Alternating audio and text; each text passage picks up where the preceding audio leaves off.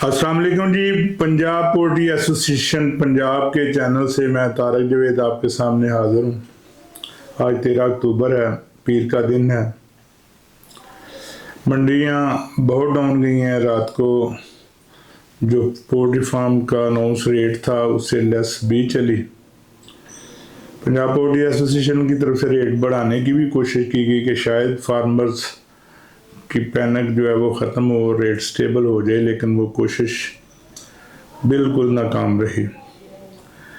माल बेचने वाले दौड़ दौड़ कर बढ़ चढ़ कर लेस देकर माल बेचते रहे, जिसकी वजह से आज मंडियाँ बिल्कुल क्रैश कर गईं। अभी मैं 11:15 बजे टोरंटन मार्केट से निकला हूँ तो उस वक्त भी वहाँ पे 3 गाड़ियाँ मौजूद थीं जो मुर्गी लेके बैठे हुए थे। तो मैंने उनसे पूछा कि आप यहाँ क्यों बैठे हुए हैं, आज जाएँ कहीं और जाके उतार दें। तो उन्होंने कहा जी हमें कोई और जगह मिल नहीं रही जहाँ पे जाके हम ये मुर्गी किसी को दे सकें। पोजीशन ये है कि मुल्की हालात की वजह से सेल काफ़ी ख़राब हुई हुई है। बाज़ारों में कस्टमर्स नज़र नहीं आ रहे। लोगों की कोशिश है कि घरों में ज़्यादा भी मौजूद रहें। पंजाब पोल्ट्री एसोसिएशन कोई सियासी चैनल नहीं है, कोई मजहबी या लसानी चैनल नहीं है, लेकिन मुल्क की जो हालात हैं उनके मतलब बात करनी पड़ती है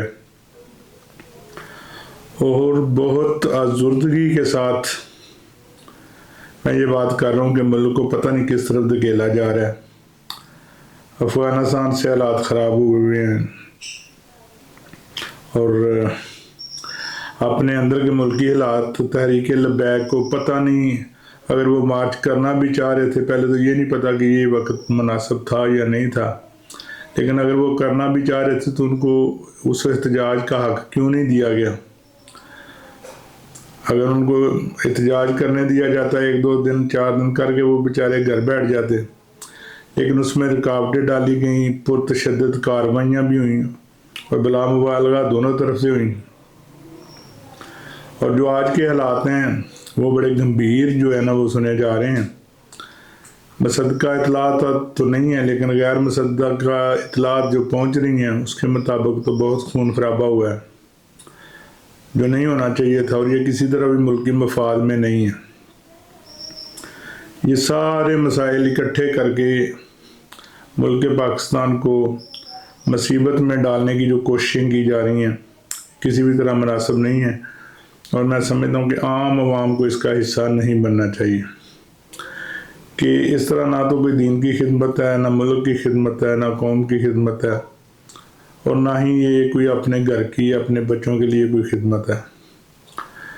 तो हम अपने चैनल से ये अपील ही कर सकते हैं कि सब लोग अपने अपने घरों को वापस पहुँचें और ये जो मसाइल हैं, ये जो मतालबात हैं, ये फिर किसी और वक्त के लिए उठा रखें। इस वक्त इंडिया और अफ़गानिस्तान का गठजोड़ पाकिस्तान के लिए ख़तरनाक है। हमें मिल के उसके मुकाबले के लिए कोशिशें करना चाहिए, ना कि आपस में लड़ाई झगड़ा, एहतजाज, हड़तालें और ये गोलियां चलाना, ये किसी भी तरह मुनासिब नहीं है। पोल्ट्री में जैसा कि मैंने पहले बताया, मंडियों के हालात आज बहुत ख़राब रहे और इस खराबी का असर जो है ना वो कल पे भी बढ़ेगा। प्रोडक्शन है कि बढ़ती जा रही है और 2-3 दिन अगर मुर्गी फ़रोख्त होती है तो 2-3 दिन फिर उसका मंदा सामने आ जाता है।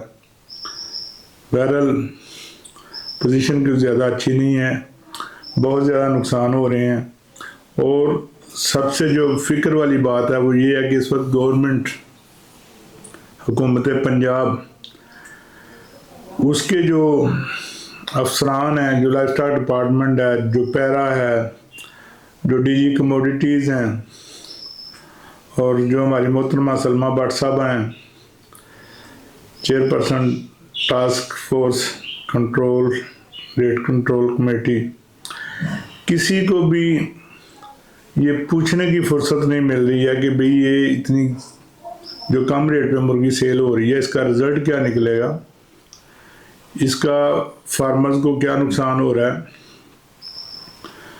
और इसका जो नतीजा है वो क्या निकलेगा। ज़ाहिर है आज सस्ती बिक रही है, कल फिर इसने महंगी बिकना है। जिसने आज कारोबार से आउट होना है, उसकी वजह से फिर आगे शार्टेज भी बननी है। तो जब शार्टेज बननी है तो फिर सब लोगों को होश आ जाता है, मीडिया को भी होश आ जाता है, फिर मुर्गी के पर गिरने लगते हैं, दुकानदारों की पकड़ दकड़ और पता नहीं क्या कुछ होता है। फिर झूठी अफवाहें भी फैलाई जाती हैं कि मुर्गी खाने से कैंसर हो जाता है, चिकन खाने से बच्चियों में जल्दी जो बलूगत है वो भी हो जाती है, चेहरे पे बाल भी निकल आते हैं। और ये सारा कुछ इसलिए किया जाता है कि महंगी मुर्गी को सस्ता करवाया जा सके। हकीकत कोई नहीं होती इन अफवाहों में, इन रिपोर्ट्स में कभी कोई हकीकत नहीं रही। आप अंदाज़ा करेंगे ये अफवाहें और ये रिपोर्ट्स सिर्फ तब चलती हैं जब मुर्गी महंगी हुई होती है। आजकल भी तो मुर्गी बिक रही है, लोग धड़ाधड़ खा रहे हैं, लेकिन आजकल इसके बारे में कोई खबर नहीं आ रही।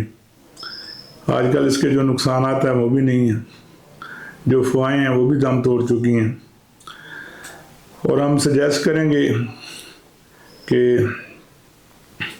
290 रुपये 95 रुपये फार्म का रेट जिंदा का चल रहा है और 400-450 रुपये टमाटरों का रेट है।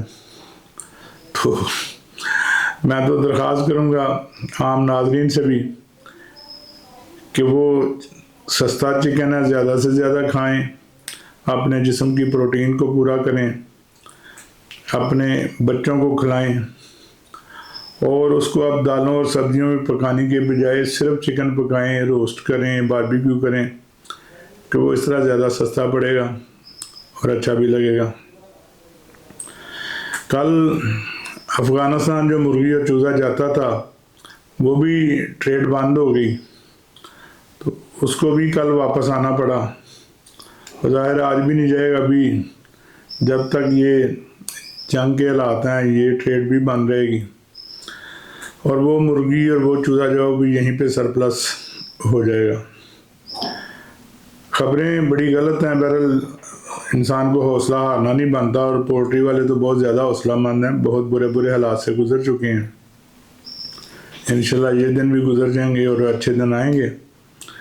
चूज़े के हालात भी कोई अच्छे नहीं हैं, तो लेकिन चूज़ा डालना बहरहाल बनता है, इस रेट में चूज़े को मिस करना नहीं बनता। और जो डालेगा मेरा ख्याल उसमें नुकसान वाला अंदेशा इंशाल्लाह नहीं होगा। बाकी अल्लाह बेहतर जानता है, इसमें कभी भी कुछ हतमी तौर पे नहीं कहा जा सकता, लेकिन बहरहाल जो हम लोगों ने आपस में सोच विचार की है, दोस्तों ने जो मशावरत दी है उसके मुताबिक तो ये है कि ये चूज़ा जो 15 से 25 रुपये या 25 से 30 रुपये में डाल रहा है ये नुकसान नहीं करेगा। बाकी आगे मौसम चेंज होना है, ब्रूडिंग का ख़र्चा भी पड़ना है, डिज़ीज़ प्रेशर भी आना है, तो इंशाल्लाह उम्मीद है कि इसका रेट ठीक रह जाएगा। बहरहाल हम हतमी तौर पे बिल्कुल नहीं कह रहे, कोई बंदा ये ना सोचे कि हम किसी को चूज़ा डलवाने की खातिर ये बात कर रहे हैं, ये काम कारोबारी बात है और इसमें आप अपनी समझ बूझ जो है वो इस्तेमाल करें। अपनी मर्ज़ी से चूज़ा डालना है डालें, नहीं डालना ना डालें, आपका अपना नफ़ा नुकसान है, आपका अपना बिजनेस है और अब फैसले का हक भी सिर्फ आपको ही है। बहरहाल आज रेट कम कर दिया गया, 290 रुपये अनाउंसमेंट हुई है और शाम को शायद इसमें मज़ीद जो हालात नज़र आ रहे हैं कमी का इम्कान है। बाकी अल्लाह मालिक है, बहुत बुरे दिन हैं। हम अपने पोल्ट्री फार्मर्स भाइयों के साथ बहुत ज़्यादा तावन की ख्वाहिश भी रखते हैं और कोशिश भी करते हैं, लेकिन वो कहते हैं कि मुर्गी अपना रेट खुद बनाती है, हम सिर्फ कोशिश कर सकते हैं, आगे क्या होता है ये जो खुदा को मंजूर है वही होना है। बहरहाल हम बड़ी अफसरदगी के साथ बड़े वाज़ेह तौर पर ये अपने दोस्तों से दरख्वास्त करते हैं कि जो लोग भी इस वक्त मुल्की हालात का शिकार हैं, मुख्तलिफ मसाइल का शिकार हैं, किसी तंजीम में शामिल हैं या हुकूमती लेवल पे शामिल हैं, उन सब को मुल्क पाकिस्तान का सोचना चाहिए और हालात को बेहतर करने के लिए अपने कदम बढ़ाने चाहिए। इंशाल्लाह पाकिस्तान कायम है, कायम रहेगा और ये कारोबार भी इसी तरह चलते रहेंगे। लेकिन इस दरमियान जो लोग नुकसान कर देंगे वो उनके लिए दोबारा कारोबार में आना बहुत मुश्किल होता जाएगा। तो आए आज फैसला करते हैं कि हम अपने मुल्क की खातर, अपनी कौम की खातर अपनी बेहतरीन काविशें शुरू करते हैं। अल्लाह ताला आप सबका और हमारा हामी नासर हो। इंशाल्लाह पाकिस्तान हमेशा जिंदाबाद।